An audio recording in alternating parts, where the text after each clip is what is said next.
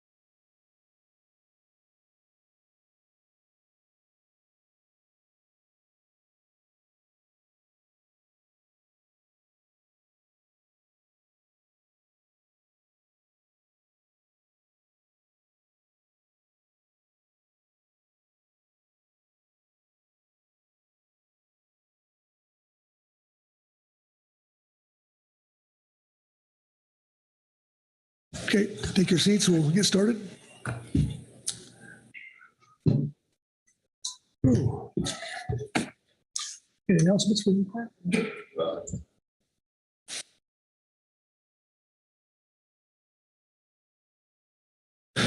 Okay, we're back in session.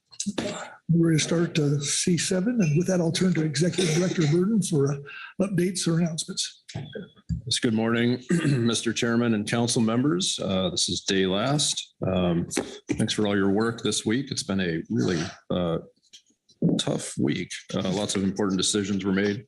We do have a couple more things to get through today, notably membership appointments and COPs. We spent some time talking about some of these matters during the course of the week. And then, of course, future council meeting agenda and workload planning. And just to reiterate, we do have some supplementals that have been made available to you, and we'll be primarily speaking to those supplementals when we get to that item. Let's see, checkout today is 11 a.m. We have talked about doing a break probably after sometime around public comment of C8, sometime around 10 a.m. So that'll give you enough time to check out, clean out your room if you haven't done so already. Other than that, Mr. Chairman, I do not have any other announcements. Okay. Thank you, Merrick. With that, it'll take us to Kelly Ames to start us off on C7. Kelly? Morning, Chair, council members. This is agenda item C7, membership appointments and council operating procedures. During this agenda item, the council considers administrative appointment issues regarding the council membership roster, including council members, council advisory body members, and any relevant changes in the council's operating procedures. For council advisory body appointments for the 2022-2024 term, we solicited nominations for the following vacant positions and received the following nominations. For the Ecosystem Advisory Subpanel, Washington at Large position, we advertised one position and received no nominations. For the Groundfish Advisory Subpanel, Oregon Charter Boat Operator, one position, we received an application from Mr. Andy Martin, which was in closed session A1, attachment 1.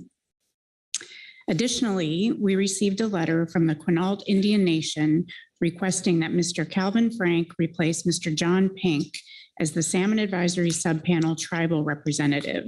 That was provided to you in your closed session materials, Supplemental Tribal Report 1. Relative to council advisory body agency appointments, the California Department of Fish and Wildlife Law Enforcement Division requested that Lieutenant Scott Cohen be replaced by Lieutenant Todd Van Epps as CDFW's designee to the Pacific Fishery Management Council's enforcement consultants. This is supplemental attachment 7. Relative to recent vacancies, Mr. Darius Peak resigned his position as the Oregon Trail representative on the Salmon Advisory Subpanel. Mr. Peak was also a representative on the Ad hoc Marine Planning Committee. Additionally, Mr. Nick Sohm, the U.S. Fish and Wildlife rep on the Klamath River Work Group, has taken a new job. U.S. Fish and Wildlife Service will be recommending a replacement for a chair's appointment. As a note, we are also still awaiting a U.S. Fish and Wildlife representative for the Sacramento River Work Group. Additionally, under this agenda item, you'll consider the National Marine Fisheries Service Take Reduction Team. Recall at the September 2023 council meeting, you were informed that a take reduction team was needed to create a plan to address the incidental mortality and serious injury of relevant humpback whales. The TRT would, at minimum, consider the federal sablefish pot fishery and could also be expanded to include other fisheries in the Pacific Ocean that interact with the relevant humpback stocks. The Federal Register was issued to notify the public of the scoping process for the TRT and solicit interest from stakeholders who wish to be considered for membership. That is included under Agenda Item E1, Attachment 1. That was your groundfish NIMS report from earlier in the week. A seat on the TRT is provided to ensure the interest of a constituency, organization, or expertise, not a specific individual, are adequately represented. The criteria for the TRT membership are outlined in the Federal Register Notice, page 3 of Attachment 1 from the NIMS report, Agenda Item E1.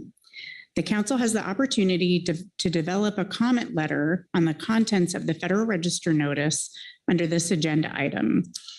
Recommendations for stakeholders could be considered, and recall previously under the Groundfish NIMS report, you talked about the scope of the TRT. The combination of the recommendations generated under your Groundfish NIMS report, as well as under the membership appointments agenda item today, would be transmitted to NIMS via a public comment on the Federal Register Notice, should you choose. We do not have any recommended changes for the council operating procedures. So with that, a brief overview of your action. You'll be considering appointing a nominee to the Oregon Charter Boat Operator position on the GAP, appointing a nominee to the tribal position on the SAS, directing any necessary action to solicit nominees for the remaining vacancies, which are the Washington EAS position and the Oregon Trail SAS position, further directing any necessary action for recommending stakeholders to participate in the NIMS Take Reduction Team. Reference materials in front of you are those mentioned under closed session, as well as C7 Supplemental Attachment 1, the CDF&W Enforcement Consultants Designee. And we also have a supplemental GAP report, and I do not believe any public comment. So with that, I can take any questions on the agenda item overview. Okay, thank you, Kelly. Questions for Kelly on her overview? Okay, that'll take us to the GAP report. I know Mike O was here, but he had a 10 o'clock appointment or flight. I guess, could you read? You bet. Oh, Jesse, yes, please. Yes.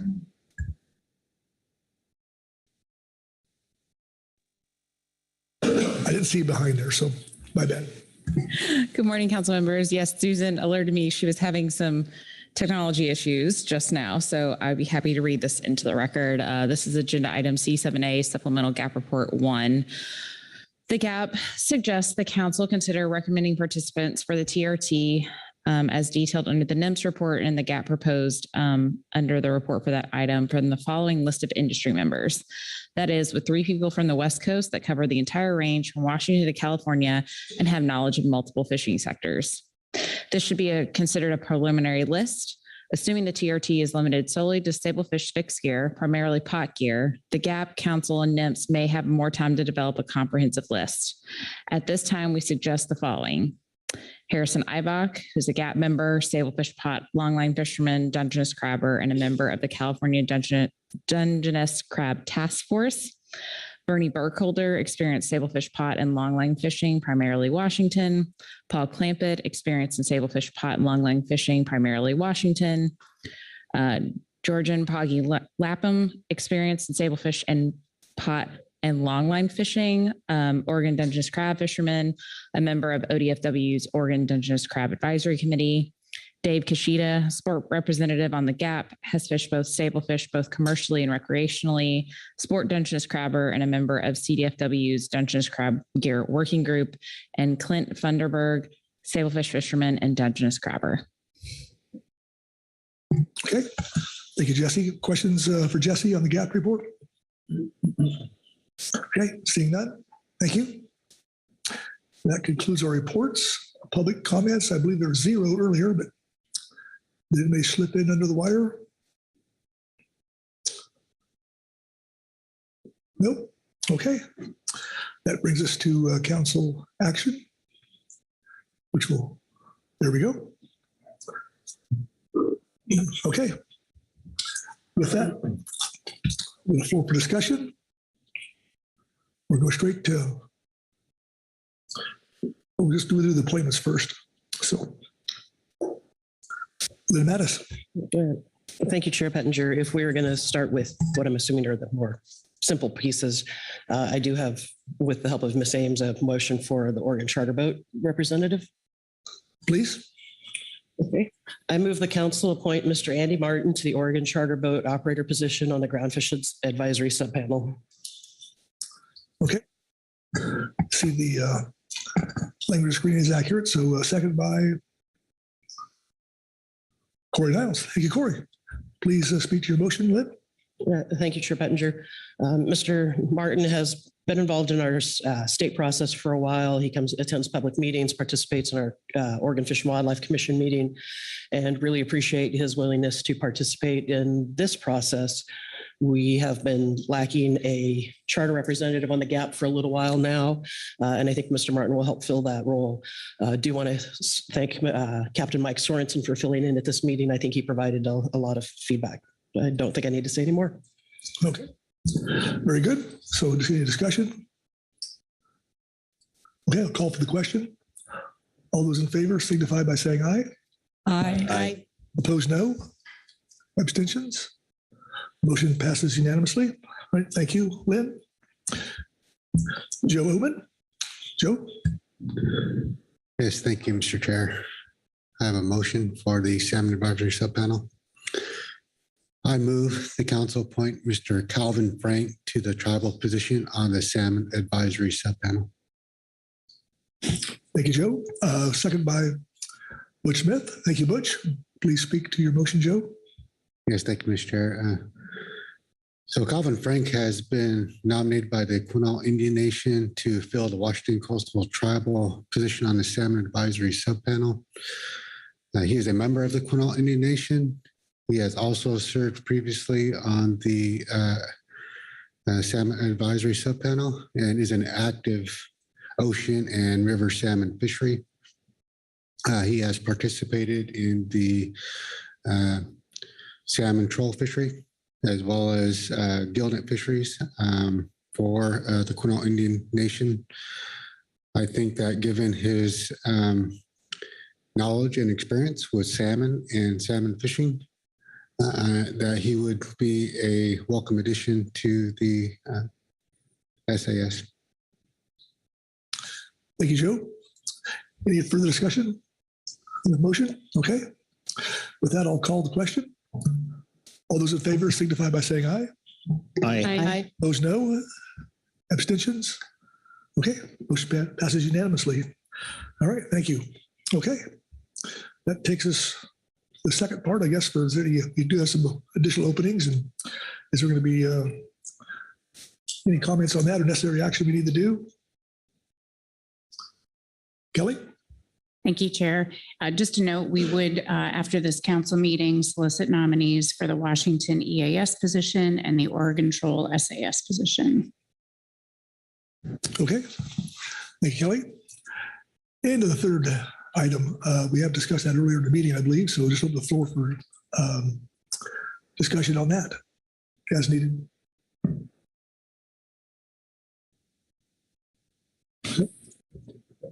Yeah. The take reduction team issue. So anyway, so open the floor for discussion.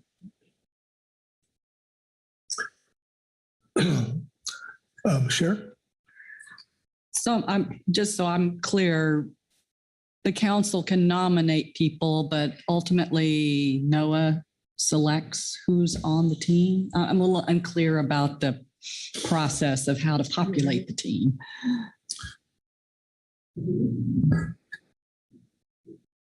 Keely Kent?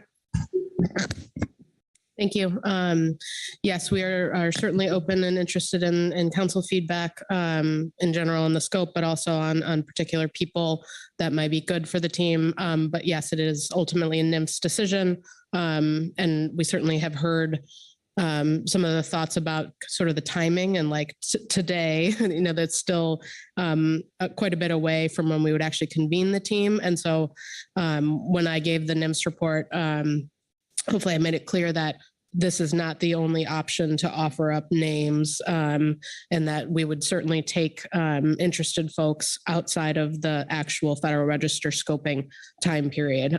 So this is not the only chance, but if there are particular folks that you want to recommend at this meeting or in a letter afterwards, certainly we would take those at any time. Thank you, Keely. Okay. Bob Dooley. Thank you, Mr. Chairman. Good morning. On this issue, I just hope that they take the consideration is given to the advice by the GAP on this. I think it comes from a place where they're consulting with each other and understanding who might be the best person for the job and the experience and all of that stuff and the willingness to serve. So I think that it should be well heeded that's a real good source to pull from to create this list. So I just wanted to say that. Thank you. Thank you, Bob. Anyone else? So, Executive Director Burton. Yes, thank you, Mr. Chairman.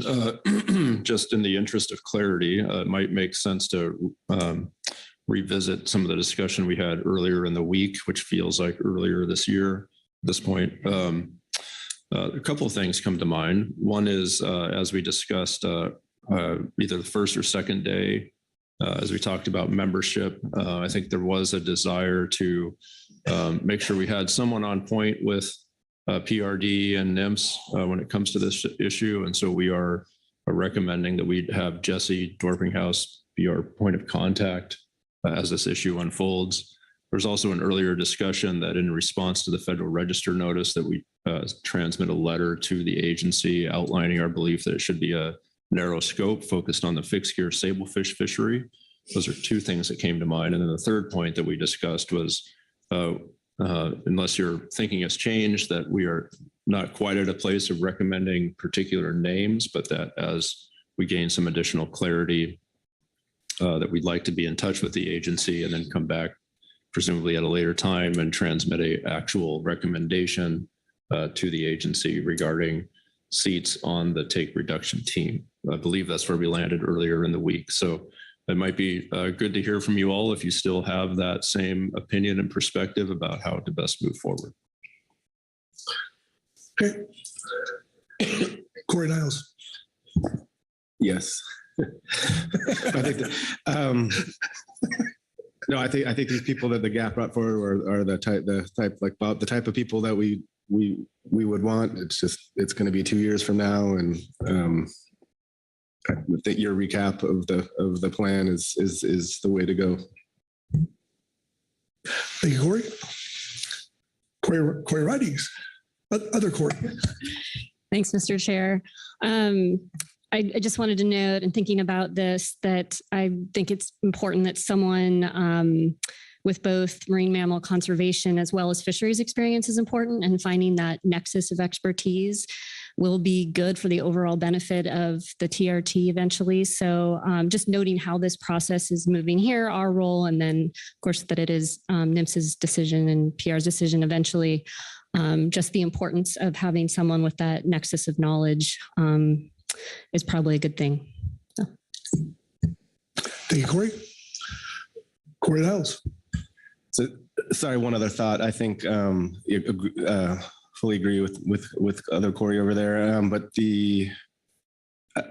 just as it goes without, you probably thought of this already, but just mentioning, if Marcy were here, I think she had brought this up earlier, but just the model we've had in our endangered species groundfish work group, and on this issue, and just adding that to the letter of these collaborative ways of working are the way to go. And I don't have a point other than making that emphasis to NIMS that we have that model, and we have it's strengthened when we have when we've had the GAP people engage. So I just think that would be a nice addition to the letter, would be noting the experience we've had with that work group. Thank you, Corey. Anyone else? Joe. Thank you, Mr. Chair. And I understand that there's been some discussion and consideration by some of the treaty tribes, and I do believe that there's an interest in having a representative from one of the tribes serve on this as well. Okay, thank you, Joe. Okay. Kelly, I'm not seeing any other hands, so how do we do? Thank you, Chair Pettinger. So what I take from this discussion is, as part of our comment on the Federal Register notice, which captures your comments under the NIMS report, to set the scope as the sablefish fixed gear fishery off the West Coast. We would also express our commitment to work with the agency on this take reduction team, noting our successful models in handling similar matters with endangered species that Mr. Niles just mentioned, and then reiterating that we would like to work with the agency once the scope has been set to forward a set of nominations to participate on the team. And with that and the motions earlier, I believe you've covered the actions expected under this agenda item. Thank you, Kelly. If we go to C8, I'd just like to note that John Nugritz is sitting in the California Fish and Game seat remotely today. So sorry, John, but welcome nonetheless. So with that, we'll go to Executive Director Burden for the start us off on C8. Merrick? Yes, thank you, Mr. Chairman. This is agenda item C8, which is future council meeting agenda and workload planning. This agenda item is intended to refine general planning for future Pacific Fishery Management Council meetings with a focus on finalizing the proposed agenda for the March and April 2024 meetings in Fresno, California and Seattle, Washington, respectively. You have several attachments that were in your advanced briefing book, including the preliminary YAG, and then our preliminary proposed March and April council meeting agenda. I would note we now have supplemental versions of those that we've modified as we've gone throughout the week, and we'll mostly be focusing on those, although I would note your advisory body statements will often focus on the materials in the advanced briefing book. So relative to the year-at-a-glance summary, the Council's provisional budget anticipates several remote meetings for advisory bodies. And so we have provided a series of recommendations there that are now included within the provisional budget that was adopted. I believe that was yesterday we took that up. So of note, the Coastal Pelagic Species Advisory Subpanel and Management Team scheduling 3 total meetings, 2 of those remote. Right now we have a plan for an in-person meeting of those bodies in June. The Habitat Committee meeting 5 times, 3 remote meetings, the in-person being March and June. The HMSAS and MT, 4 total meetings. The March meeting would be remote, the remaining 3 meetings in person. And the SSC, 5 total meetings, April council meeting remote, and then remaining 4 meetings in person. So to facilitate schedule planning and to stabilize the expectations for the March and April meetings, we've provided draft proposed agendas, and we will cover those both at this meeting. And so while minor changes to the April meeting agenda may be possible at the conclusion of the March meeting, it's typically best to make sure that that is significantly pinned down coming out of this meeting.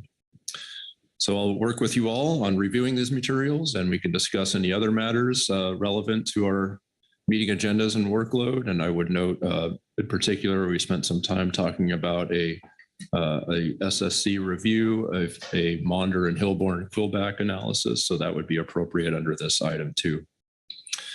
Council action here, review pertinent information and provide guidance on potential topics for future council meetings, provide final guidance on the proposed March and April agendas, as well as plans for future meetings, and then provide feedback on 2024 advisory body meetings proposed to be remote and in person, and identify priorities for advisory body workload considerations. I've already covered the reference materials, Mr. Chairman, so I would be happy to take any questions at this point about the overview. Okay. Questions for Executive Director Burden on his overview? Okay, not seeing any, so we'll turn to the GMT.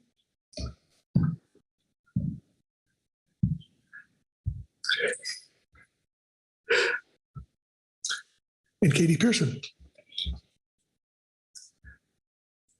Welcome back, Katie. Thank you, Chair Pettinger. Good morning, council members. I'm going to do a high-level overview. I was just glancing at the supplemental revised attachments, and of course, they are a little bit different. So some of this is a little stale. I will not read that into the record, but I do believe some of this is still very pertinent. Okay, supplemental GMT report 1. The Groundfish Management Team report on future council meeting agenda and workload planning. If the council anticipates a particular need for a GMT comment on any of the non-groundfish items, the team requests that the council clearly indicate the needs to help the team balance any new request with current groundfish workload. Specifically, for example, the GMT seeks clarity on what is expected of the team for agenda item G2, Fishery Ecosystem Plan Initiative 4 on the March agenda, as well as expectations for GMT involvement prior to March 2024. In March, we just wanted to point out that the E3 initial stock assessment in terms of reference, given the discussion under E2 during this November meeting, the GMT anticipates a high level of public comment as well as robust council discussion on the tour. Therefore, the team suggests 2 hours allotted to this agenda item. The GMT expects to discuss ideas for potential tour revisions during our January 2024 work meeting, and will provide comments in March based on these discussions. And E7, in-season adjustments, given the management measures to limit quillback rockfish mortality in 2024 recreational fishery south of 42 degrees north latitude will be considered during the March meeting. The GMT suggests allocating more time than is currently on the schedule. We also anticipate the potential for the substantial public comment during this agenda item. I think April agenda, a lot of things from April shifted to March in my quick review. One of the things I would note that the GMT actually recommends shifting the workload and new management measures priority item until after June, instead of, I think it's now on March. And then the year at a glance, several recently assessed stocks are likely to constrain fisheries in the near future, short spine thornyhead and canary rockfish, as well as the one stock that is likely to be declared overfished. So it's likely that in-season will require more in future council meetings. The council should weigh this consideration with all of the other groundfish items. Due to actions taken in November 2023 to reduce commercial fishing impacts in California quillback rockfish and anticipated changes in the recreational fishery in March 2024, it's likely that the council will need to reassess the time in season will require in 2024 to consider changes of trip limits and management measures to align with the potential effort shift to ensure California quillback rockfish mortality remains within harvest limits. The GMT suggests the in-season agenda item only needs to be scheduled for one day until the June meeting, where the GMT suggests 2 in-season agenda items might be necessary. And we really did appreciate the council scheduling 2 parts at this meeting and notes that it helped the team accomplish the work required. And then we have our additional meetings kind of table, and just noting that we have all of the different SSC meetings on that. So we're going to be a very busy bunch. And with that, I'll take any questions. Okay, thank you, Katie. Questions on the GMT report?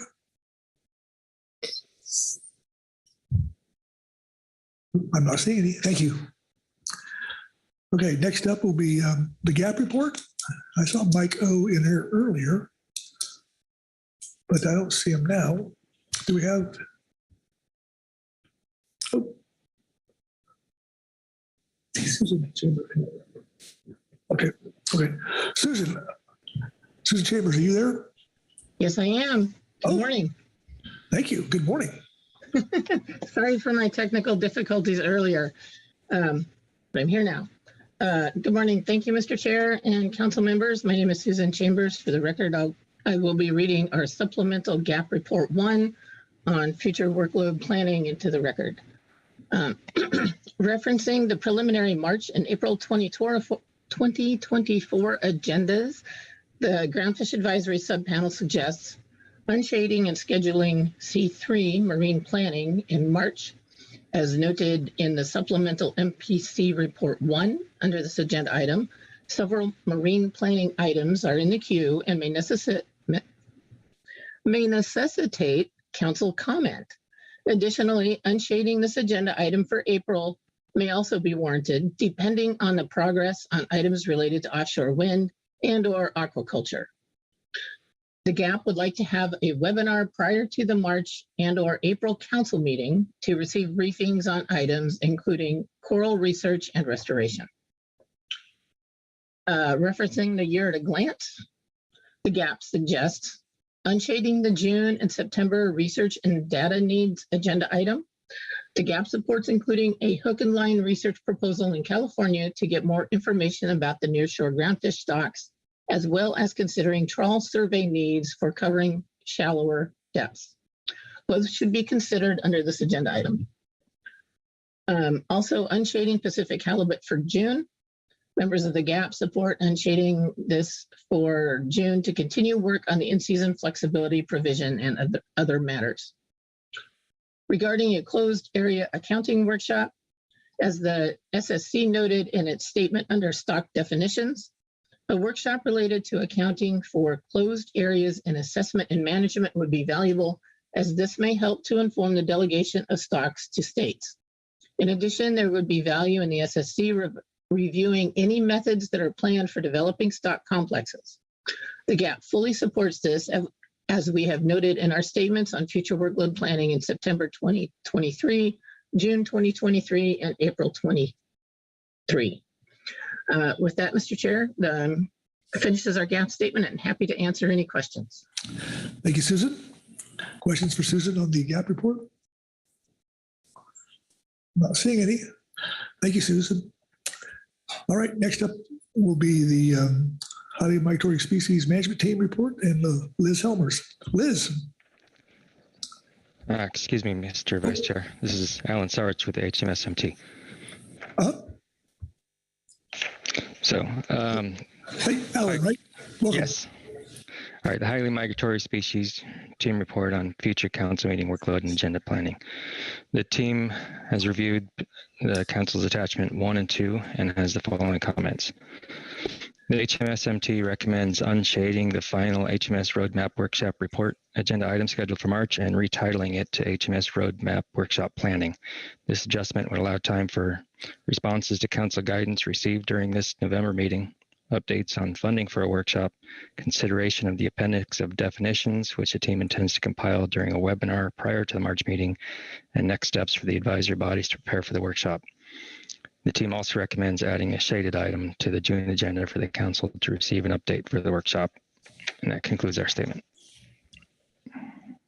Thank you, Alan. Questions for Alan on the management team report? Okay, I'm not seeing any. Thank you, Alan. Next up, Scott Appel for the Habitat Committee report. Dr. Appel. Thank you, Chairman Pettinger, members of the council. For the record, I will be reading Supplemental Habitat Committee Report Number 1, Habitat Committee Report on Future Council Meeting Agenda and Workload Planning. The Habitat Committee would like to make the Pacific Fishery Management Council aware of 2 upcoming comment opportunities. As requested by the Council, the Habitat Committee is tracking the release of the Army Corps of Engineers Columbia River Dredge Materials Management Plan Draft Environmental Impact Statement. That's a mouthful. It is currently scheduled for release on January 11th, 2024, with a 45-day comment period planned. Because the comment period would not coincide with a council meeting, the Habitat Committee is prepared to develop a comment letter following the quick response process. However, the council may want to consider requesting a 60-day comment period to allow some overlap with the March council meeting. In addition, the Hells Canyon Hydropower Complex is going through the Federal Energy Regulatory Commission's relicensing process. FERC anticipates releasing a draft supplemental environmental impact statement in February 2024. The 60-day comment period would extend through April 2024, thereby overlapping with at least one council meeting if that schedule holds. The Habitat Committee anticipates developing draft comments for council consideration from that process. And that ends our statement as written. Okay. Questions for Dr. Appel on the Habitat Committee report? All right, Scott, I'm not seeing any, so thank you. Thank you, Chairman Pettinger. All right, next up is the SSC and Dr. Dan Holland. Dan, are you there? Yes, thank you, Chair Pettinger. Dan Holland, Chair of the SSC, and I'd like to read Agenda Item C8A, Supplemental SSC Report 1, SSC Committee Report on Future Council Meeting Agenda and Workload Planning. The SSC discussed workload planning and has the following updates to its September 2023 statement under this agenda item. The SSC anticipates conducting its March 2024 meeting in person and the April 2024 meeting remotely. If the April 2024 SSC meeting is remote, as currently suggested by the Council, the SSC suggests meeting Wednesday and Thursday, April 3rd and 4th, or April 4th if it is just a one-day meeting, to accommodate those members who also participate in Salmon North of Falcon process, as well as those members who have limited access to workspace on the weekends or family care obligations. The SSC Groundfish Subcommittee proposes holding a stock assessment process review meeting in mid-January 2024 as a one-day webinar with participation from the Groundfish Management Team and the Groundfish Advisory Subpanel. An exact date is yet to be determined. The SSC Groundfish Subcommittee proposes holding a 2-day meeting to review revisions to the terms of reference for groundfish stock assessment review process and accepted practices guidelines documents for the next stock assessment cycle, the 25-26 cycle, as a webinar to be held January 17th and 18th, 2024, with participation from the GMT and GAP. Members of the SSC will conduct a stock assessment review star panel for the Pacific Sardine stock assessment from February 21 to 23, 2024, to be held in La Jolla, California, and chaired by Dr. Andre Pont with participation from SSC members Sue and Budrick, and Coastal Pelagic Species Management Team, CSMT, and Coastal Pelagic Species Advisory Subpanel representatives. The SSC proposes the SSC Groundfish Subcommittee hold a meeting to discuss methods for state and federal catch proportion analysis, recreational and commercial in spring of 2024, prior to application of these methods in the Phase 2 groundfish stock definition analysis, with participation from the GMT and the GAP. Actually, that should also be the Economic Subcommittee is also part of that. The SSC proposes holding a groundfish methodology review to consider the use of the Fourier transform near infrared spectrophotometry method for estimating groundfish ages to be utilized in future stock assessments in June 2024 at a time and place to be determined with participation from the GMT. The Council Coordination Committee's CCC's Scientific Coordination Subcommittee meeting, the SCS8 meeting, will be hosted in New England by the New England Fishery Management Council and will be held during the week of August 26th, 2024 in Boston, Massachusetts, with at least 2 members of the Pacific Council's SSC expected to attend. The SSC Ecosystem-Based Management Subcommittee proposes a one-day meeting in August or September 2024 to review topics associated with the California Current Ecosystem Assessments Status Report with participation from the Ecosystem Work Group and the Ecosystem Advisory Subpanel. The SSC proposes the SSC Groundfish Subcommittee hold a meeting to discuss Phase 2 definition analysis, stock definition analysis prior to the September Council meeting at a time and place to be determined with participation from the GMT and GAP, possibly the SSC Economic Subcommittee. The SSC proposes the SSC Salmon Subcommittee hold a salmon methodology review with participation from the salmon technical team and the model evaluation work group in October 2024 at a time and place to be determined. The SSC proposes that the SSC Groundfish Subcommittee hold a meeting to discuss approaches to deal with large closed areas and other spatial issues and stock assessments by November 2024 at a time and place to be determined with participation from the GMT and GAP. The SSC proposes holding a workshop on remotely operated ROV data in stock assessments to facilitate inclusion in future groundfish assessments by November 2024. This includes review of abundance estimates for quillback rockfish and consideration of methods for integration of results into future stock assessments. The SSC recommends participation in the next Sablefish Management Strategy Evaluation Workshop in 2024 at a time and place to be determined with participation from the SSC Groundfish Committee, the GMT, the GAP, and possibly the SSC Economic Subcommittee. And finally, the SSC proposes holding a workshop to develop alternative harvest control rules for Pacific Stiny dogfish in 2024 at a time and place to be determined. That concludes the SSC report, and I'd be happy to take questions. Okay, thank you. Questions for Dr. Holland on the SSC report? Okay, I'm not seeing it then. Thank you. Thank you. Next up is the MPC report and Susan Chambers. Susan. Good morning. Thank you again, Mr. Chair. My name is Susan Chambers, and I will be reading into the record the Marine Planning Committee report on future workload planning. The MPC met in person on November 1st and discussed the committee's operational procedures and identified potential actions for which the council and MPC may want to comment. We developed a draft year-to-glance calendar as referenced under Agenda Item C3, Marine Planning Update, and modified below for easy reference to the council's year-to-glance calendar. The first quarter of 2024 is heavily loaded with potential notice of intent for an environmental assessment in Oregon, incidental harassment authorization requests in California, a notice about the state Cademo project in California, and pre-planning workshops in Washington and pre-call area planning in California. Therefore, the Marine Planning Committee is requesting the Marine Planning agenda item be unshaded in March. Given the importance and intense workload for these items, it seems prudent for the MPC to meet in January to prepare the council for consideration of these items in March. The committee found the in-person meeting at this council meeting very helpful to work through ideas about the MPC's operation and strategy for meeting the council's guidance, while also being responsive to the frequent requests for comments and issues surrounding offshore wind and aquaculture across the West Coast.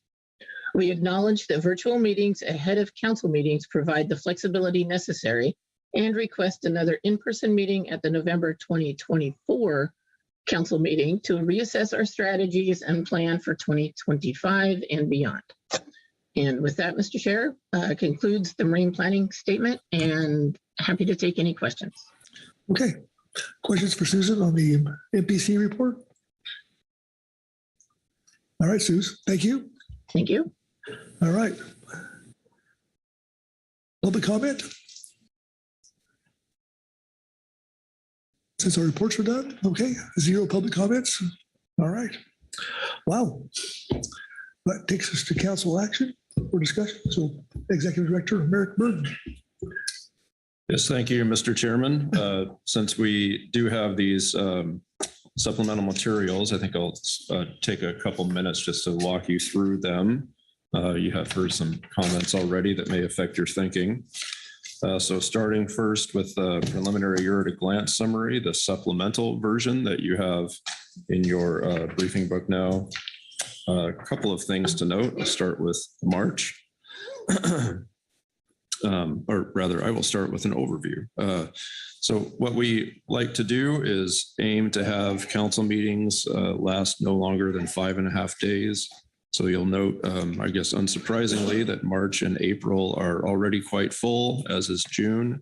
The number of hours for the June meeting have actually come down as we've moved some things around. And then looking out further beyond the year, September and November are still coming into focus. And so the time is not quite fully taken, which is fairly typical at this point. Starting with March, of course, March is not a CPS meeting. It is shaping up to be a rather heavy groundfish meeting. We have moved a few things around that I will touch on here as I go through the QR agendas in a minute. Moving down, we do have then HMS, and there's been some talk this week about the HMS roadmap workshop. We did have a motion earlier this week that gave some clarity about next steps, and the title of that has changed from report to check-in, and you heard from the HMSMT, they would suggest titling that up as a planning item. March, of course, is a very heavy salmon meeting. You see the usual salmon matters listed. You also have there the KRFC work group progress update and Klamath Dam removal update. Very exciting issues happening there that should affect our West Coast fisheries. March is also an ecosystem meeting, so you see several items there. Pacific halibut as well, and then some usual routine matters. Another thing to flag for you is the Office of National Marine Sanctuaries, the coral restoration and research plan. We're looking for a range of alternatives and a PPA on that matter.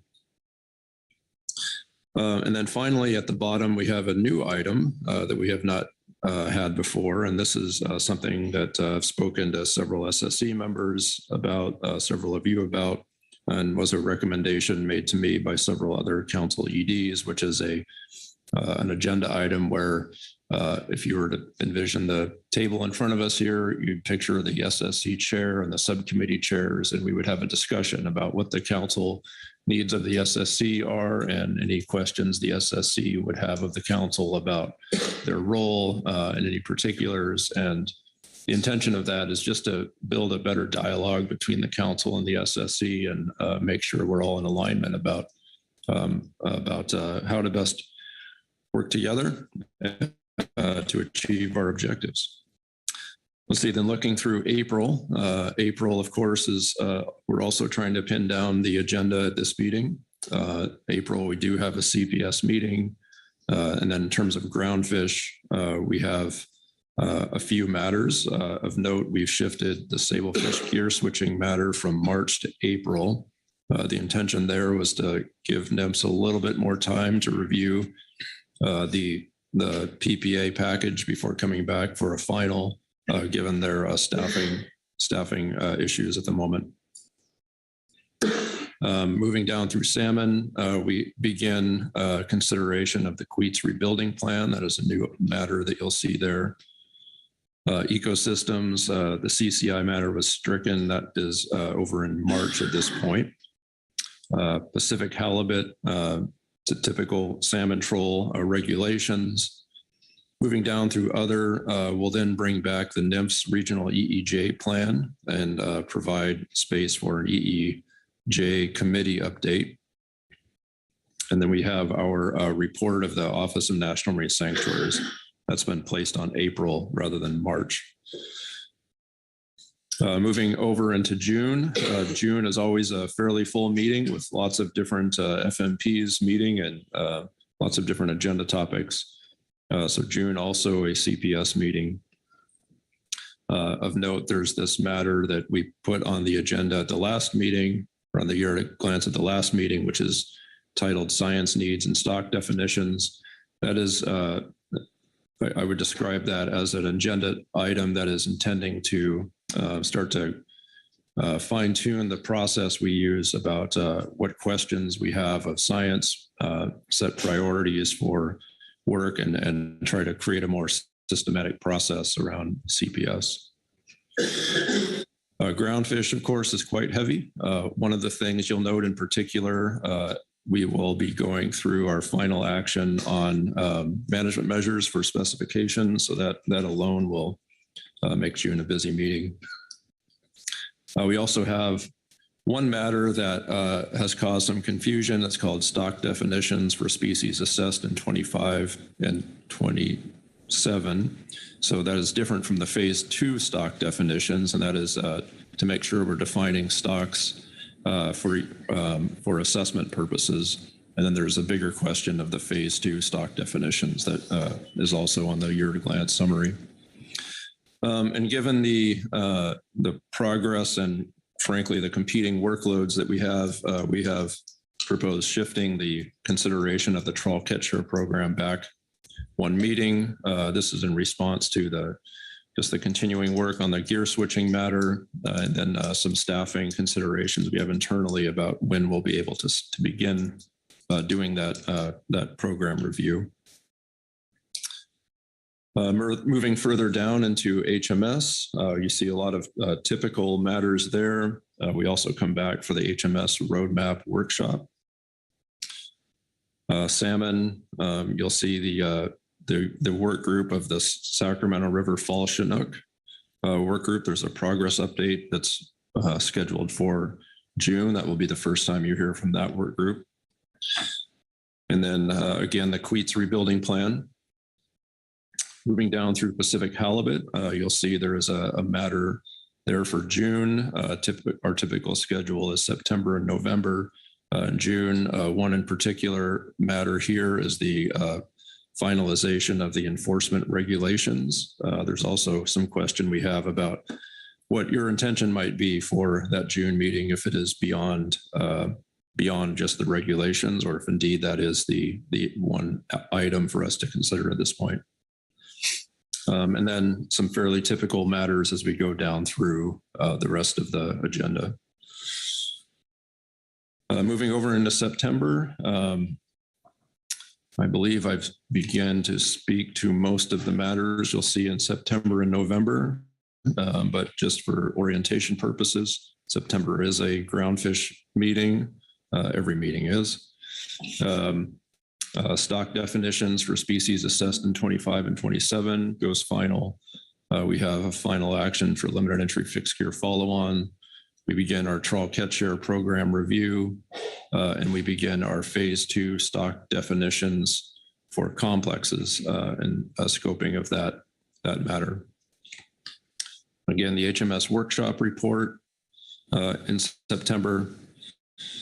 And moving down through, let's see, we bring back the Regional Recusal Determination Procedure Handbook, which I know everyone is waiting with bated breath on that one. Let's see, and then CPS in September again, or November rather.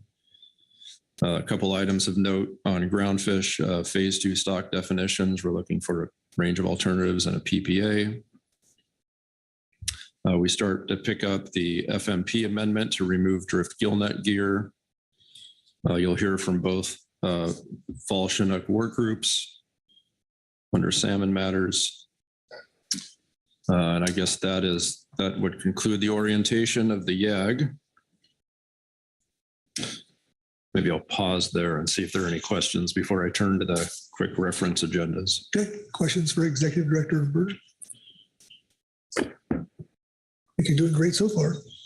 Okay, let's see, starting with March, and just again, we are looking to go through both March and April, given the quick turnaround from March to April. So we try to pin all that down here at this meeting. So starting off with March, we are looking at the left-hand column. We've added this new section that I think we're all still getting used to called AB meetings in advance. And so these are generally remote meetings of advisory bodies before the council meeting, but that will provide a report for the council meeting. So we're looking at an HMSAS and MT meeting in advance of the March meeting. And then beginning on Tuesday, we'll pick up the first in-person meeting. So we're looking at the Habitat Committee. We had been planning on having the GAP and GMT, but given the shifting of the gear switching matter, I believe in particular, we've alleviated one day off their schedule. Of course, we also have the SAS and SDT, the SSC, the Legislative Committee, and the EC. And then as you move across the bulk of the week, you see that the GAP and GMT arrive and start to be in meeting on Wednesday. The EAS and EWG also begin meeting on Wednesday. And then we have as needed EC. And then as you follow the EC out throughout the week, you'll note that they are unbolded as you get later in the week, and that is because they go remote. Let's see, going up to the council agenda. A couple of matters of note. So going down through the first day, we'll start off with our usual flow, and then we will have this council and SSC priorities discussion early in the week. That's to take advantage of the SSC being in person with us at that time. And then taking up several salmon matters, including the usual review of 23 fisheries and 24 stock forecasts, and then the new matters of Klamath Dam removal and the Klamath Work Group progress report. And then, of course, we also have habitat. As we go throughout the week, then moving into Thursday, we begin consideration of 2024 salmon. We have Office of National Marine Sanctuaries, the Coral Restoration and Research, again, looking for a range of alternatives and a PPA. Groundfish, we have the Whiting Treaty implementation, which comes up on Thursday, according to the schedule. And then we have this rather new matter we're calling consideration of additional quillback analyses. What this is a reflection on is your earlier desire that you expressed to have a special SSC review of the Hilborn and Maunder analysis. And so we would be having the SSC report back to you at this time on Thursday under F4. This is currently penciled out. Let's see, going through Friday. Let's see, of note, we've added the Climate and Communities Initiative review and prioritization of tasks on Friday. And that's a new matter, a new item. Going through Saturday. Let's see if there's anything I should flag here of note. Let's see, under F9, I did hear earlier suggestion from the GMT to shift workload and new management measure priorities to June. I guess reading between the line, I would think that that's likely due to the number of items we're working on between now and June, and that perhaps it makes sense to take up those priorities after we get a few things off of our plate. And then going down through the rest of the week, you'll note we've stricken out gear switching because we've moved that to April.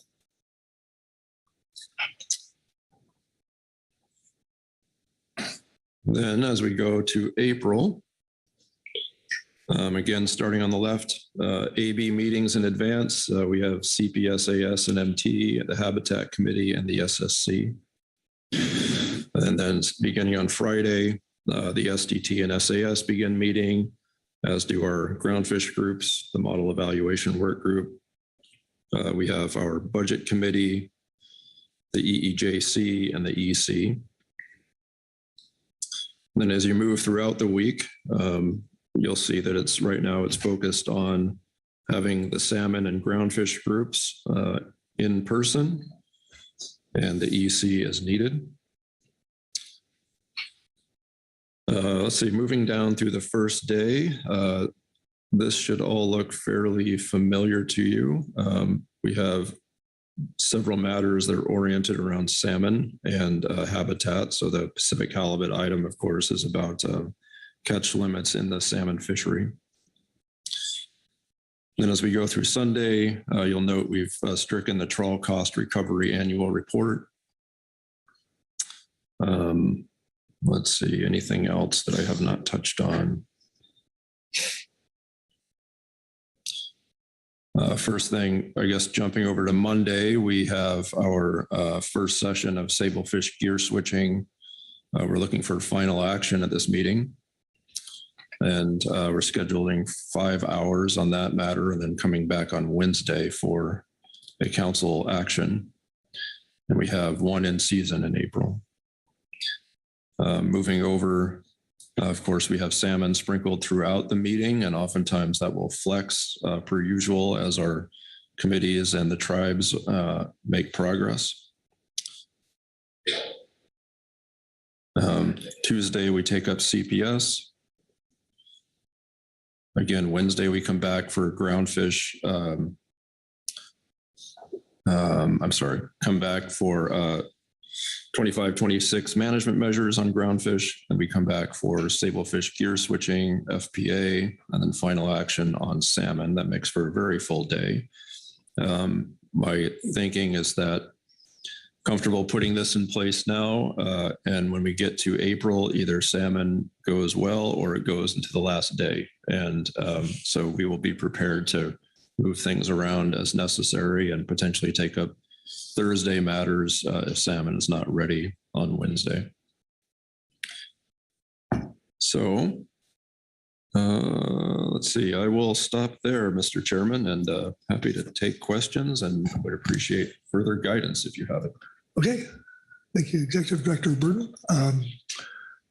Questions on the overview? Lynn Mattis. Thank you, Chair Pettinger. I wasn't quick enough earlier when Merrick was talking and mentioned the review of Hillborn and I can't remember the other fellow's name. Could we get some clarification about what you see that being involving? Is it going to be a full STAR process or just a review? I know some folks have been talking to me wondering what exactly that's going to entail. So if you have any more details, that would be wonderful. Yeah, thank you, Mr. Chairman, and thank you, Ms. Mattis, for that question. Kelly and I have been working with our colleagues at the Science Center, at the Northwest Center, on this question, and I'm happy to say that it is a difficult issue, and everyone's working very well together on this, and a very nice plan is coming into focus. And so just to outline how I see the steps flowing from here, if you continue to desire this SSC review, what I would do is leave this meeting and we'd write some correspondence to Mr. Hillborn and Mr. Maunder requesting their participation in this additional review. And as part of that, we would ask them to, I think, flesh out the comment letter that you saw in your briefing book here this week. There are some additional pieces of information that would, if they're fleshed out, would help the SSC in the review. Assuming they're amenable to participating in a review, we would move forward with scheduling that. The Science Center has offered to host that in Seattle, or we could do it remotely. It would be a one-day affair at the most. And what we would do is ask the groundfish subcommittee and then the full SSC to consider that analysis and whether it would have influenced the SSC's decision and recommendations regarding specifications of the 21 assessment if they had had that review at that time. So we're not going to ask them to then go back and review the full assessment. We're going to ask them to review the analysis of Hillborn and Maunder. And it's maybe a nuanced point, but an important one for various reasons. So that would then lead to a report and recommendation from the subcommittee to the full SSC, and that would come to you again in March. And at that time, if the SSC were to conclude that that information would lead to a different specification number, that's when you would hear of that opinion. I'll pause there and see if that is answering your question. Chair Pettinger, Executive Director Burton, that answered the initial question, but leads to a quick follow, what I hope is a quick follow-up question. Will members of the GMT and GAP be able to participate as advisors like they normally would at a star panel type approach? Thank you. Thank you, Ms. Mattis, for that question. We have not contemplated this as a star panel. I had not contemplated having additional advisors. I think the question has been a fairly narrow one, in my opinion, and that narrowness lends itself to being specific to the SSC. If there's reason to include additional people in there, I'm happy to entertain that discussion, but I think the ask here is not about, since it's not about revisiting the assessment and all the data inputs, it's about the Maunder and Hilborn analysis of that and their justifications of it. That's a much more narrow focus that I think is much more closely in the SSC's wheelhouse. That's my first reaction. Okay, thank you. I appreciate that. Thank you, Lynn. Sharon Kiefer.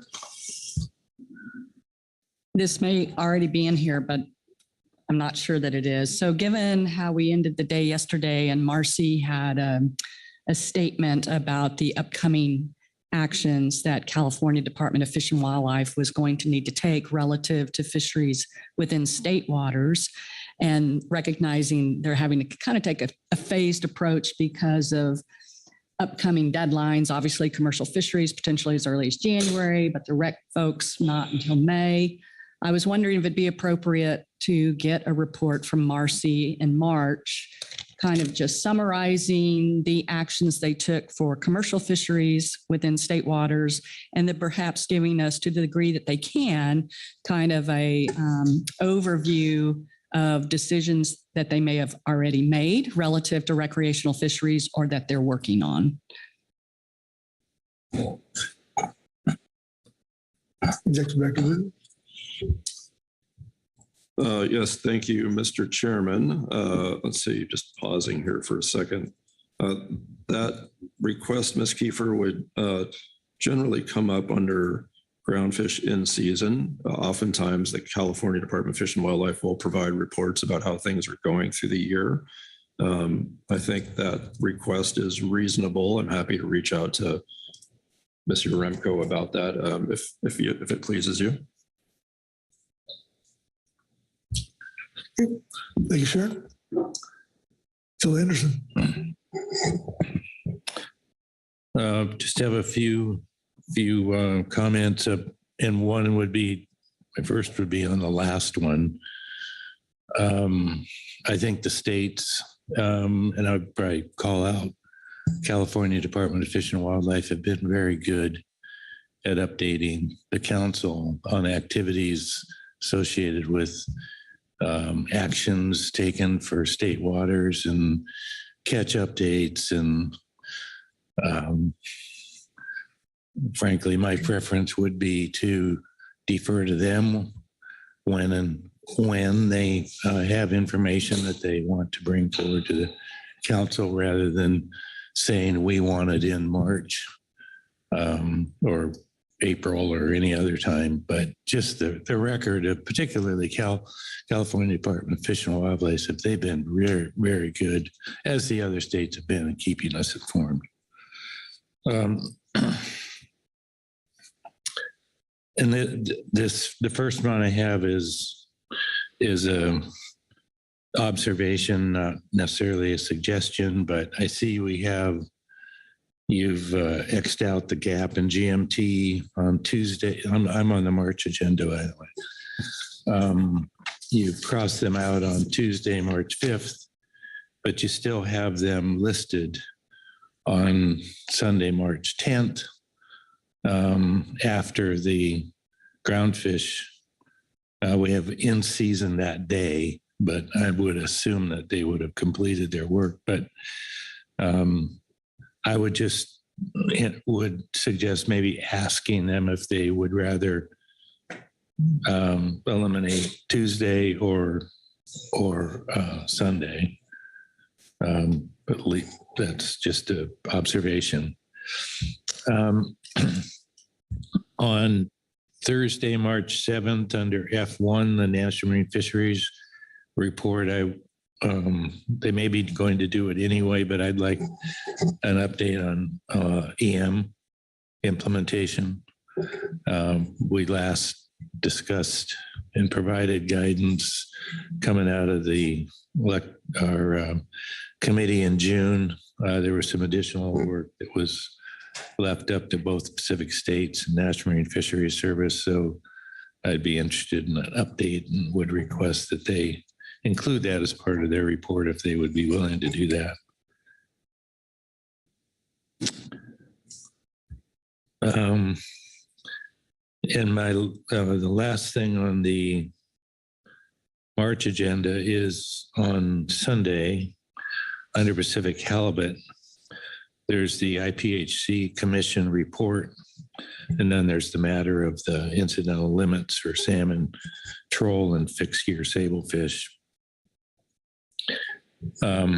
First, I wanted to confirm that it was the desire of the council to have me attend as your representative to the International Pacific Halibut Commission, attend the annual meeting. Now this year it's going to be in Anchorage, so there is some cost to consider there. I'm sure the state reps are going, I assume, but just wanted to confirm that was the desire of the council. And then on this particular item on this day, we have an hour. And there's been some, I felt like there's been some duplication in the past where I write a report and then we also have a representative or representatives of the IPHC, Dr. Wilson, or his designee come and report out to the council about the annual meeting. So I didn't, and sometimes there's a fair amount of overlap in what I write in my report and then what we hear verbally here. I think I'm not arguing against having them come because it does, I think, keep us in coordination and with one another, but I would like to reduce the overlap and with the idea that we might be able to save a little bit of time there if we're limited in time. I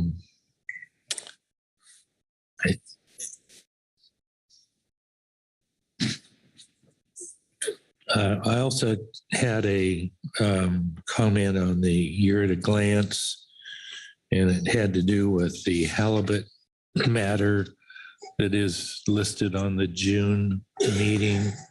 I noted the GAP's recommendation that the topic that we'd be discussing is the in-season management flexibility matter. They did not use the word or reference allocation. And so it would be good for us to be as clear as possible what the scope of the issues that we would be taking up for halibut at that June meeting. So if there is a desire to take something else on besides the in-season flexibility matter, I think the earlier we flag that and allow people to prepare for it, the better. Thanks. Thank you, Phil. Executive Director Burton. Thank you, Mr. Chairman. Thank you, Phil, for those remarks. Let's see if I can work through these. I guess starting with your last one.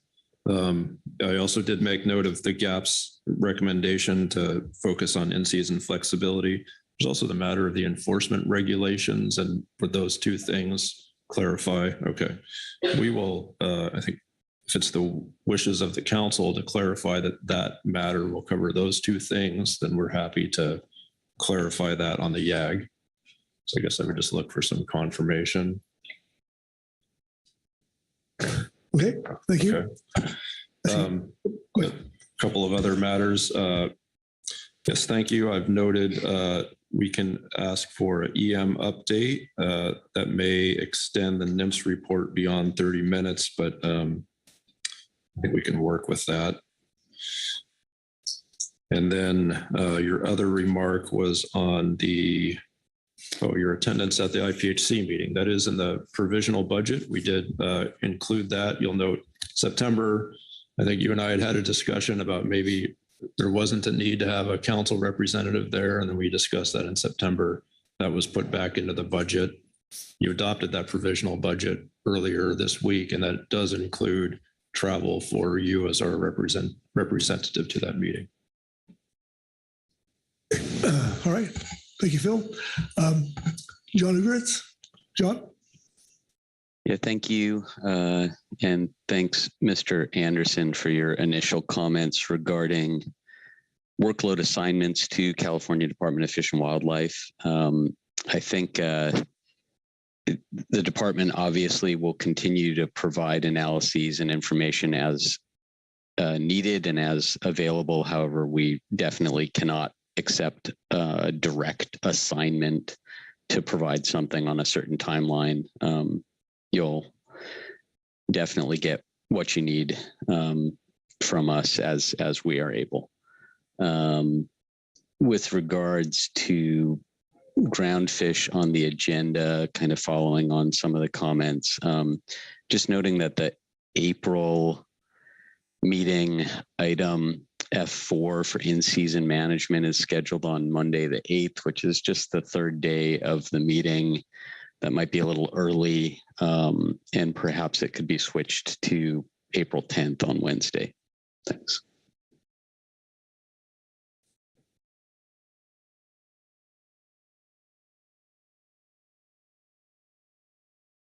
Okay. Thanks, John.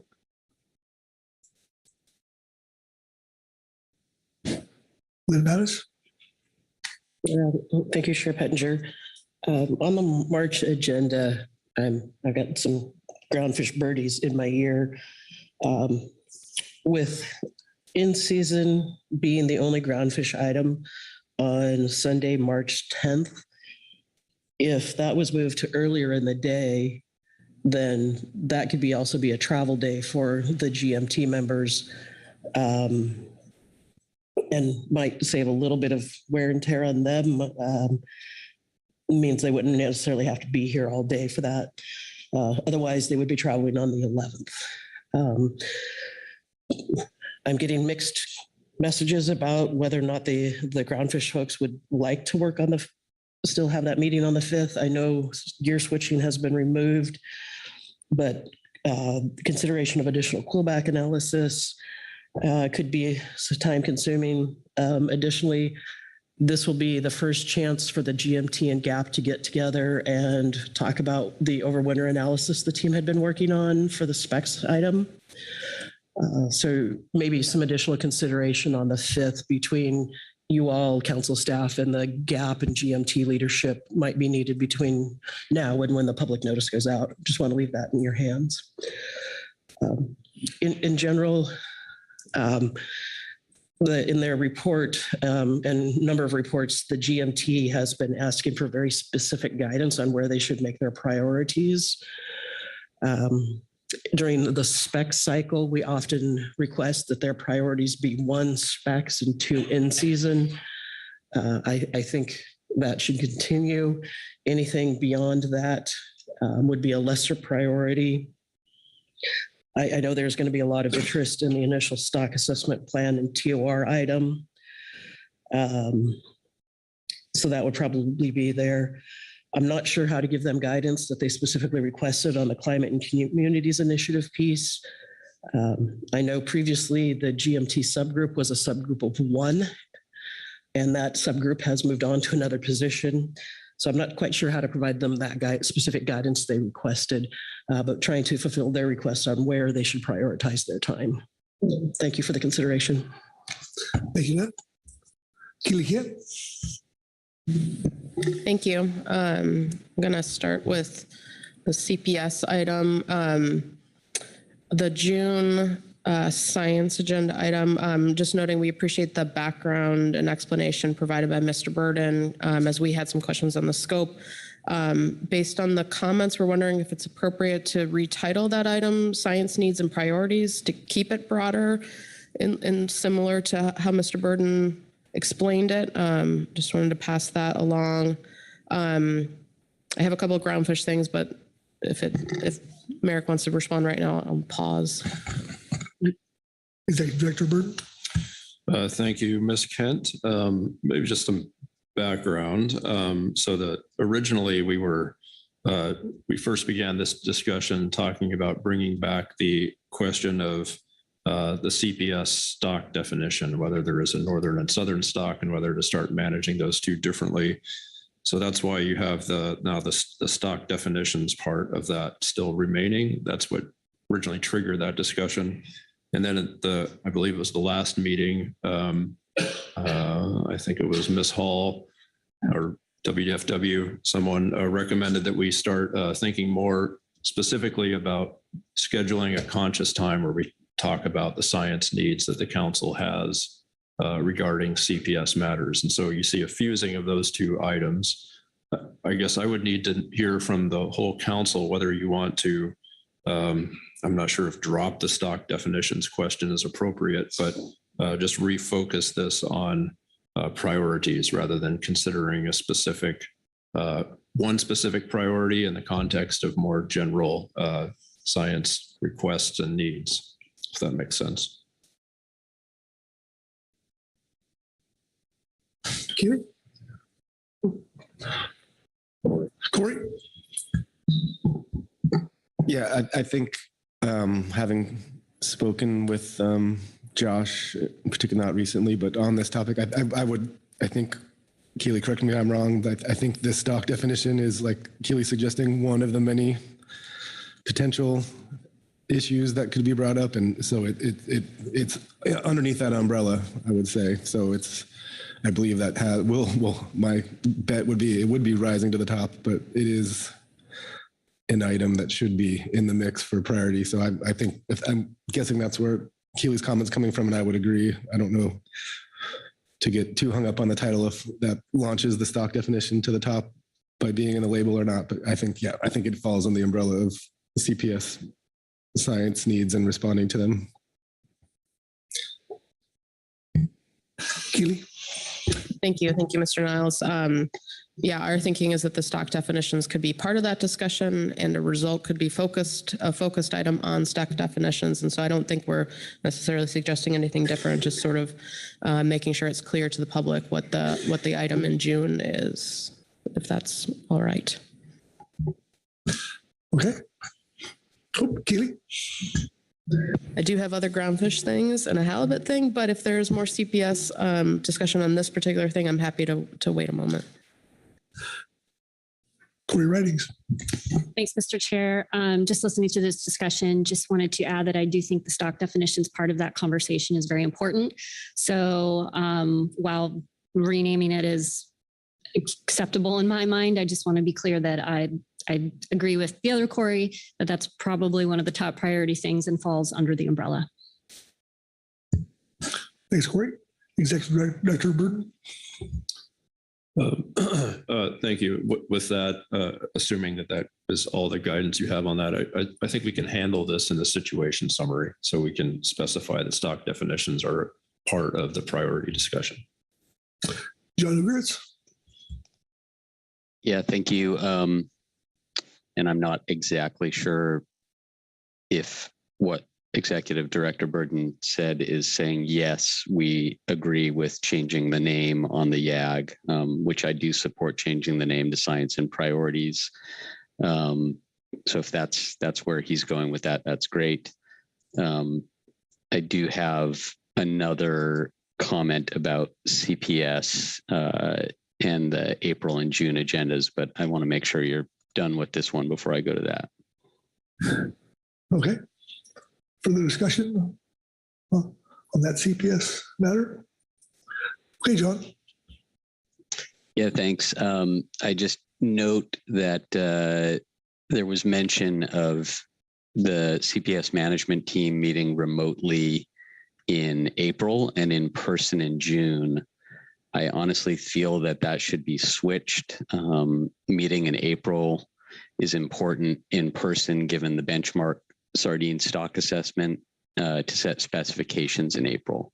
So I think if we're having the CPS MT meet in person, it's much more important that they do so in April. Okay. Thank you, John. All right, Keely. Thank you. I will go quickly to halibut, and then I have a couple of groundfish things. Just on halibut, noting, we can support unshading the June agenda item. We appreciate the additional guidance that the council has provided on expectations and prioritization. We will just note that NIMS is certainly open to continuing to support that development with council staff, but we will be working on processing 5 rules over the next couple of months. And so just sort of noting that, that will be the priority first, but happy to support the unshading in June. And then on groundfish, there's been some discussion about the workload and new management measures prioritization. Similar to the GMT, we would rather not have that item on the March meeting. I certainly recognize that was sort of the March meeting was the time when we were going to do that annually, but we do not have capacity for anything new, certainly by March. And even June, with just the overlap with specs, feels like it could be challenging. We would support putting it on the list for September. We do continue to think that that is the right place to make sure that we are doing that prioritization process before selecting new things, but we are still working on the last set of things that have been prioritized, and it would be nice to be able to make good progress on those before we come back to another round. I think the public's expectation is every time we have that, there is an opportunity to move something off the list. And so sort of lining that up with when there actually is the workload capacity across NIMS and council staff, to me, seems like the better timing. If council staff feel like that September would be a good time, we would certainly support that. We're happy to have more discussion on that. On Mr. Anderson's request for an EM update in March, I think we can support doing that. And we're happy to provide information under the NIMS report on that. And then the last comment for now would be, so on the March quick reference, and given the conversation and the new item for Quillback, we would like the council to consider that under F8, so March would typically be just an update for the specifications and management measures. But given that we're walking out of this meeting without our full suite of typical decision points, we'd like the council to consider expanding the time on F8 as well as the scope. We could see that if we drop workload and new management measures, we could take some of that time directly into F8, and that would leave the door open for an opportunity to respond directly to whatever comes out of F4 at that meeting, and provides us just a little bit more time. We've talked a lot at this meeting about the timeline of specifications and management measures. We do not want to shortchange the considerations of the remainder of the package of specifications and management measures, and so are hoping for an opportunity in March to continue to cover some of the ground that here in November we weren't ready to move forward on. So would hope the council would consider expanding that given all of the recent changes on that item. Thank you, Keely.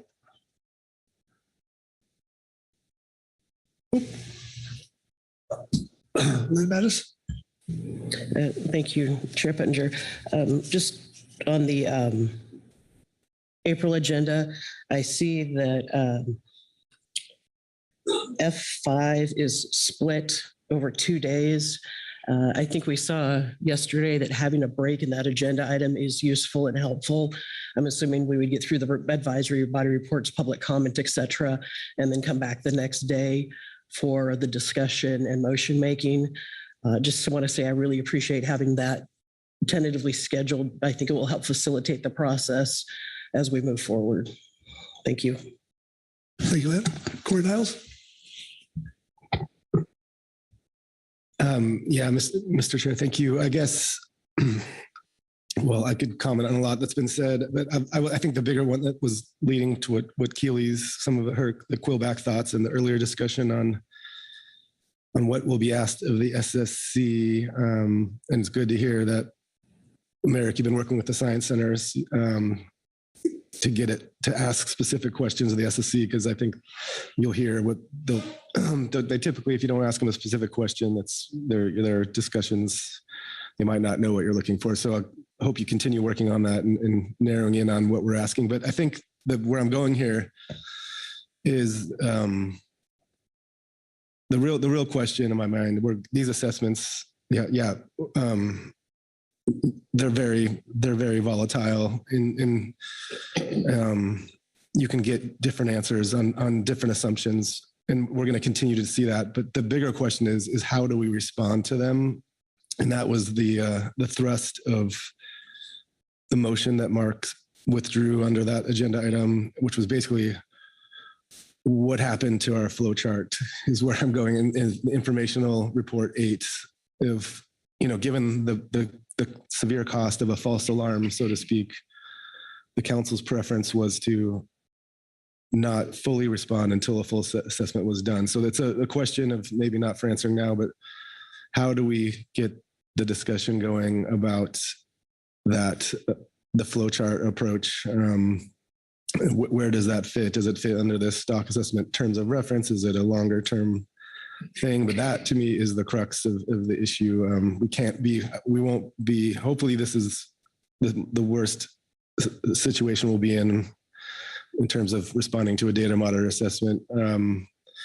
But we're going to need the potential costs here do, in my mind, justify asking for this extra step, but I don't know that we'll be able to do that with every single assessment where this is an issue. So where do we fit that discussion about the flow chart into our process is what the question I'm posing here. And I'll stop there as Ms. Kent has her hand up. Executive Director Burton. Yeah, thank you, Mr. Chairman. And yeah, thank you, Mr. Niles, for that question. I think the short answer here to start off with is that what you're raising is more than a scheduling discussion. Most of the time, what we focus on here is the schedule. And so this is more of a strategic consideration of how we want to use data moderate assessments and whether that is any different than a data rich assessment. And as you're reflecting on, Mr. Niles, this discussion came up on the council 10 years ago. There was a desire to do things a little bit differently when it came to data moderate assessments. The science has evolved since then. I'm sure the thinking has evolved since then. But one of the takeaways for me after that report was put together is that there's still a need perhaps to say, to ask ourselves how we want to use this. And we don't have a clear process as you're outlining. So this could be a workshop like we talked about 10 years ago, could be an expert panel that gives us recommendations. It could be a joint paper between staff and the Science Center. There are a variety of ways to go. But I would say, or I would propose, rather than trying to schedule something, to let us as staff take a step back and talk with our Science Center colleagues about what this could look like. And we could bring a plan to you or take this up again in March and potentially schedule workshop or something of that nature, if that seems to be the most appropriate way to go. In other words, I'd like to do a little bit more thinking on how we move forward before we try to schedule something. But I don't intend for us to drop it. So. Yeah. Great. Thank you, Corey. Keely Hitt. Thank you. I agree with Mr. Burden's comments that it is a bigger issue, and I'll just note we're happy to continue that conversation. It is much bigger than that old flow chart. And I think it gets into, the agency's role in determining BSIA and how it is appropriate for use in stock status determinations. And so I think we need to be clear as we have that conversation, sort of the roles and responsibilities, and then where that occurs and how that feeds into the council process. So we are supportive of continuing that conversation outside of this arena and figuring out sort of when and where we bring back more information. Thank you, Keely. Okay. Bob Dooley. Thank you, Mr. Chairman. Question, I believe, for Merrick, maybe the whole council. In September, we requested that the at-sea co-ops report back on their progress on a intercooperative agreement to deal with bycatch and how that's progressing. I recall that when they came to us in September was really they ended up in public comment almost, and it was very limiting to the time that they were allowed to present their problems and reports. So in that we're asking them to come back, I don't see where there's a specific place in the agenda. Maybe it's embedded, I just don't see it. But I want to know how we're going to follow that. Are we going to give them time to present their progress? And is it going to be in the context of public comment, or is it going to be an actual interim part of an agenda so that they have the time and the ability to submit their any information prior to us meeting? So thank you. Yeah, thank you for the question, Mr. Dooley. Generally speaking, I envision that discussion and information from them coming under in season. How exactly we make that work? There are some issues I'll need to noodle on with GC about how to formalize a presentation from a group that we are asking to voluntarily do something. So there's just some process issues I think we have to pin down and figure out exactly what that looks like. But perhaps the higher level question is that we're looking to do that under, or the higher level answer rather, is that we're looking to do that under in season. Whether that's public comment due to some of the other legal issues we need to work with, or whether we can formally schedule that, I think we still have some work to do, but that's where we would have it, is under in season. Thank you, Bob.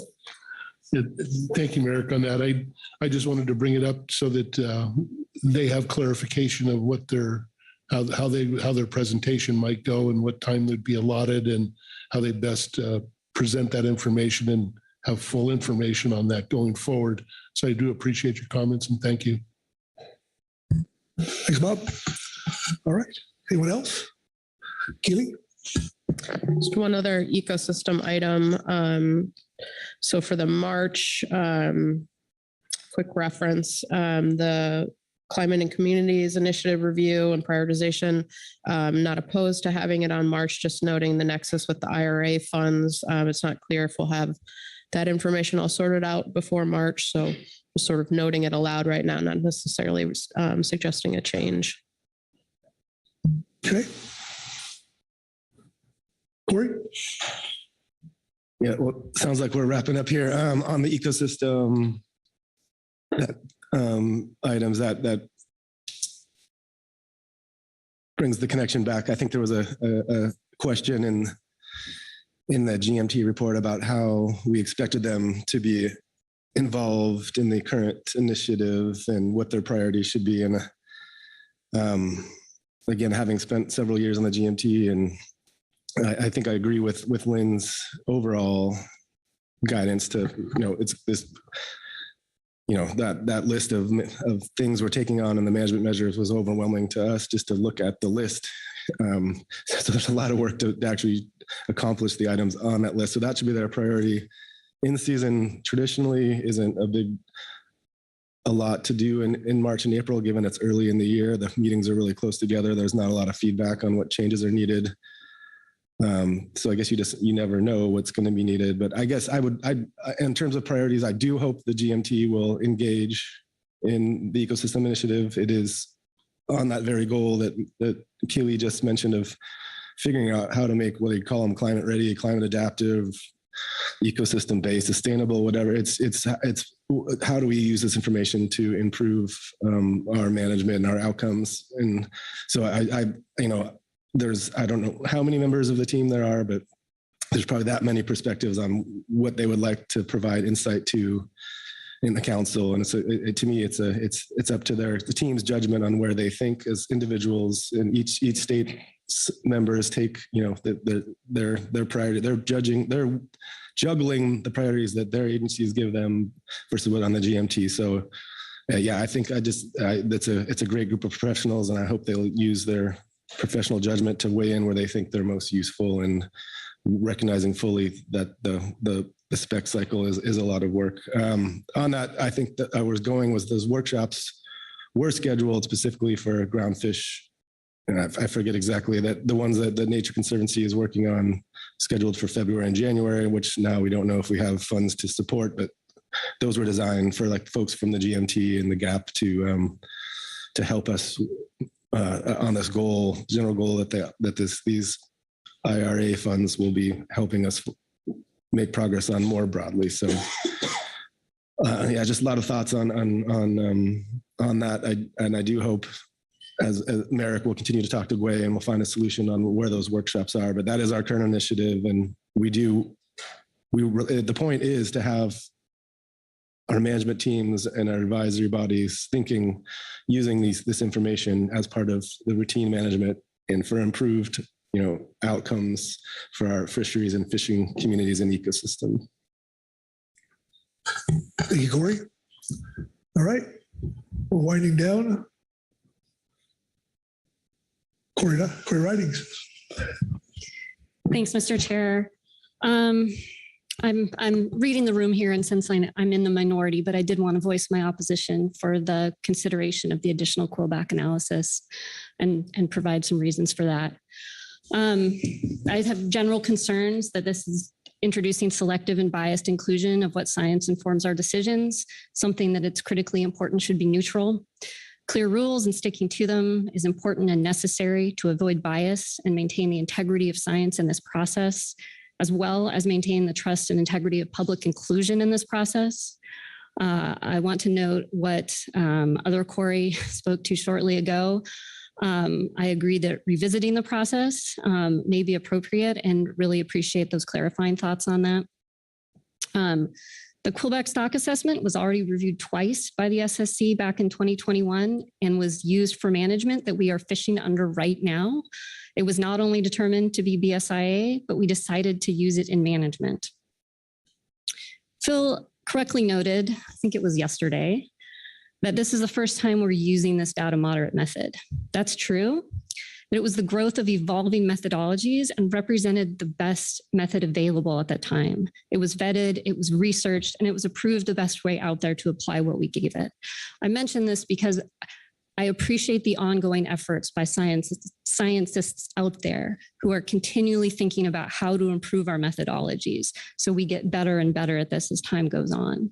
I want to recognize that it wasn't out of nowhere. It was efforts to do this better that they do every year. As I've stated, over half of our stocks are managed under data moderate and data poor methods. I think this was spoken to earlier, but it really begs the question of what's next.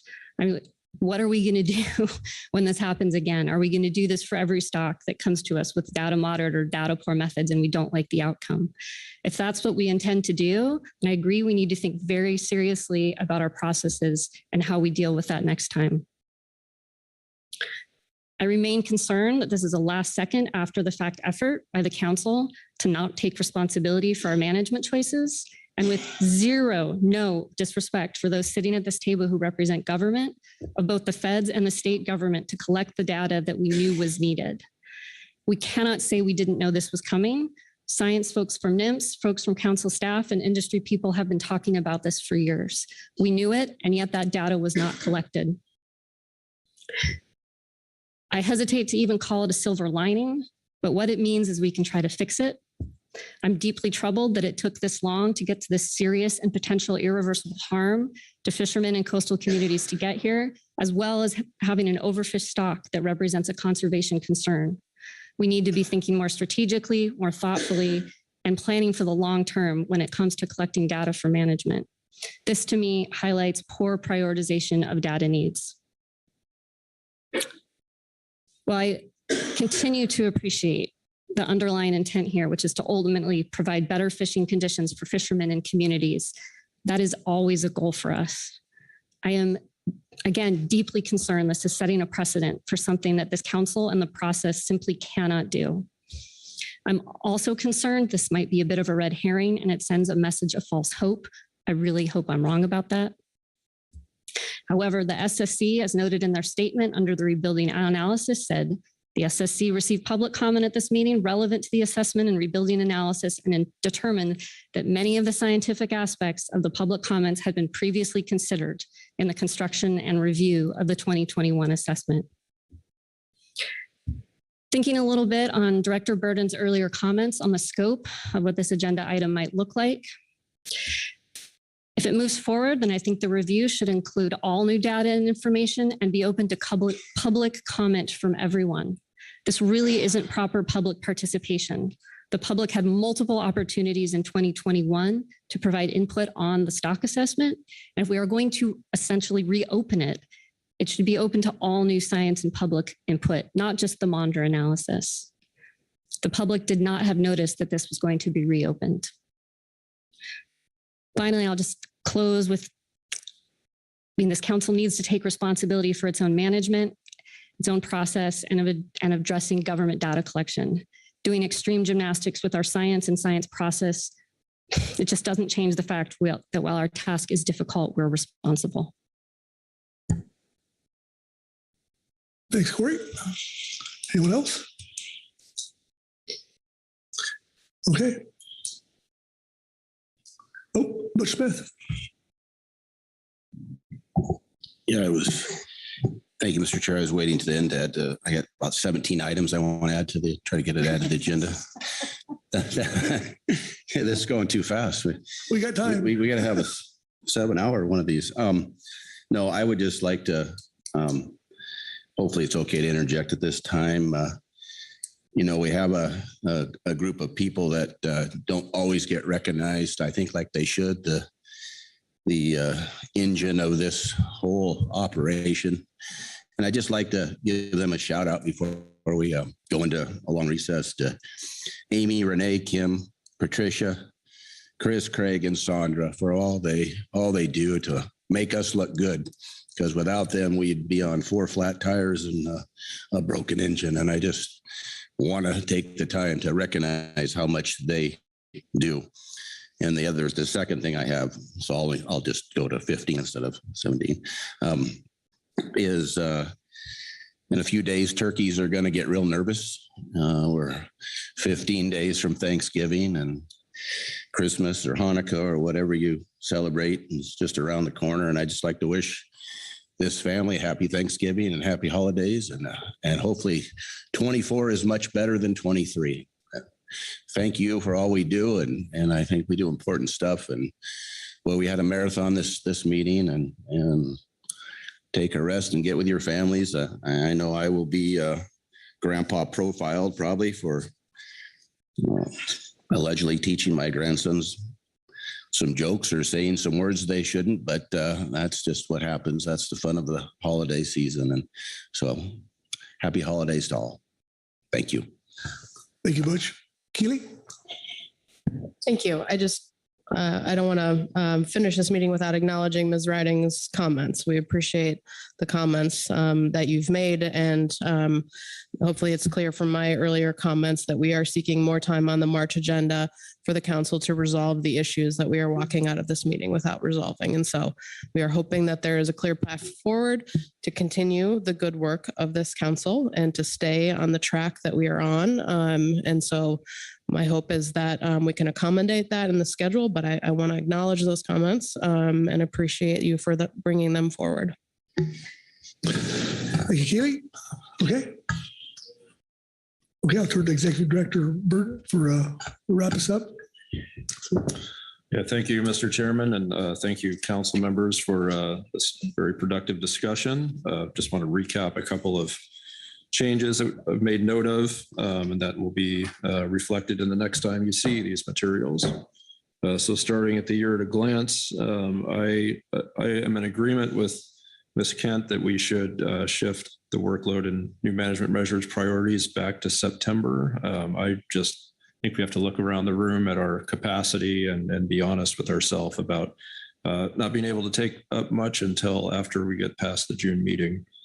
I'm going to retitle the HMS Roadmap Workshop, make it planning rather than check-in. Maybe that's a minor adjustment. And we'll plan on a marine planning meeting, so consider that unshaded. The June items, let's see, we'll retitle science needs and stock definitions to science needs and priorities.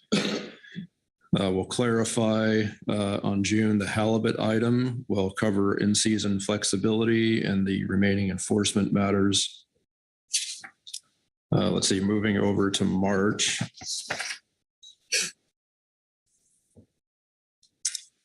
Let's see, moving down Thursday, we will request that NIMS provide the EM implementation update as part of F1. I've stricken F9, which is the workload and new management measures.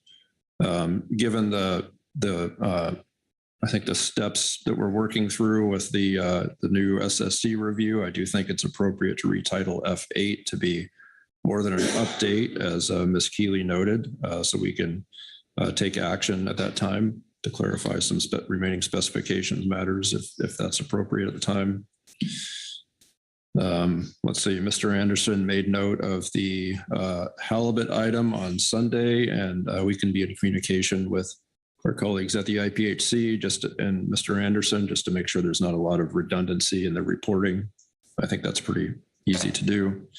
I was also compelled by the idea of moving groundfish on Sunday, moving that to be earlier in the day so that our groundfish folks don't have to wait to the end of that day to travel home. And I have a couple of questions about reconsidering the schedule of the gap in the GMT on Sunday and Tuesday, and I think we can resolve that offline.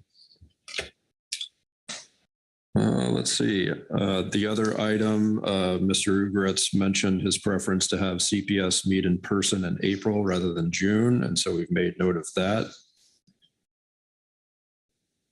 And I'll look to Kelly to see if there's anything other of note that we need to summarize, and I have a thumbs up, so that's where I believe we've landed. Okay. Thank you, Executive Director Burton. And with that, before we leave, I'd say acknowledge Kevin for delivering donuts, paying it forward. Thank you, Kevin. Also, I'd just like to say that I had discussions with numerous people at this meeting, and they just, I think they're really impressed with the outstanding dedication and work ethic from the staff and the individuals involved in this process. And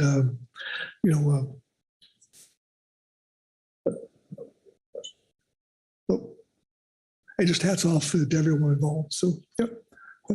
Phil?